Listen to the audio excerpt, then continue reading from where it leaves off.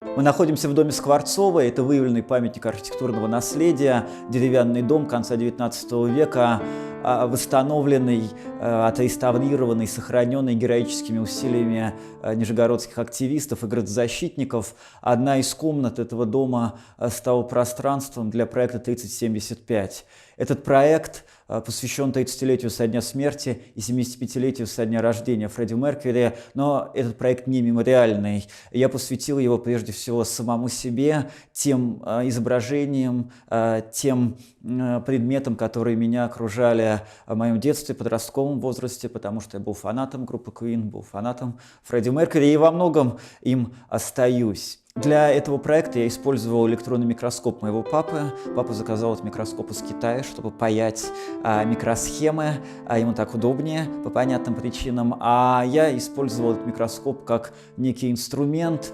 С помощью него я отфотографировал обложки аудиокассет, небольшие фотографии с разворотов аудиокассет, фотографии из книг, которые меня окружали. Опять же, книги, посвященные группе Queen, которые я собирал, которые я покупал, когда был подростком или очень молодым человеком.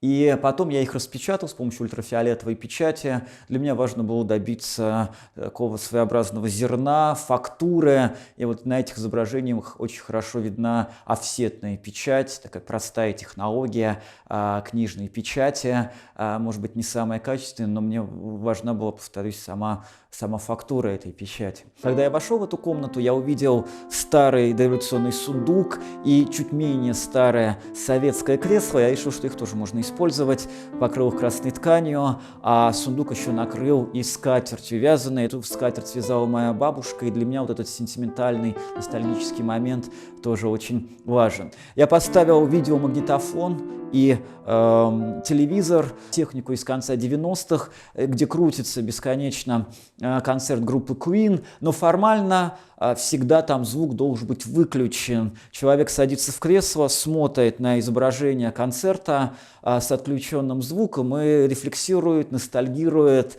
по тем временам, когда группа Queen была в полном составе, и хотя бы теоретически ее можно было увидеть, или по тем временам, когда он только начал слушать эту группу и увлекся ее наследием, ее музыкой, клипами и так далее и тому подобное. Ну а в центре этого всего объект, который я назвал вертикальный подростковый алтарь, коллаж из обложек аудиокассет, из фотографий, из плакатов, которые, собственно, я использовал во время этого проекта. Ну и для меня также важна коллаборация с нижегородским художником, который выступает под ником «Синий карандаш». Он написал на окне «All God's People». С одной стороны, это название песни Queen с альбома 1991 года, когда Фредди Меркьюри ушел из жизни. А с другой стороны, это цитата из послания апостолов «All God's People», «Весь народ Божий». Фредди Меркьюри, собственно, и написал эту песню, и в этом смысле она для меня тоже важна.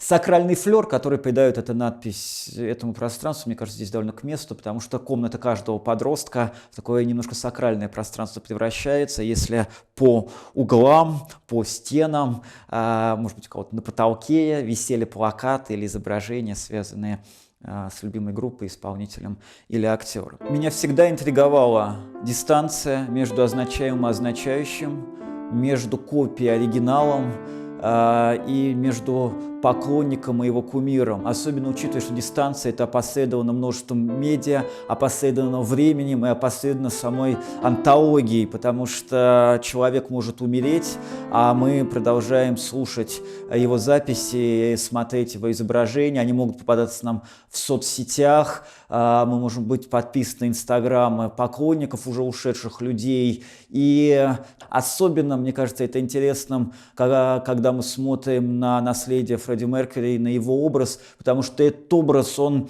все время как разбитое зеркало. Да, в творчестве Queen было много периодов, они совершенно разные, и вы можете по-разному подходить к его жизни. Вы можете анализировать видеоклипы, вы можете восхищаться его концертными видео, вы можете критиковать его за излишний эпатаж или за какой-то кич, или даже безвкусие, но всегда он будет к вам поворачиваться другой стороной.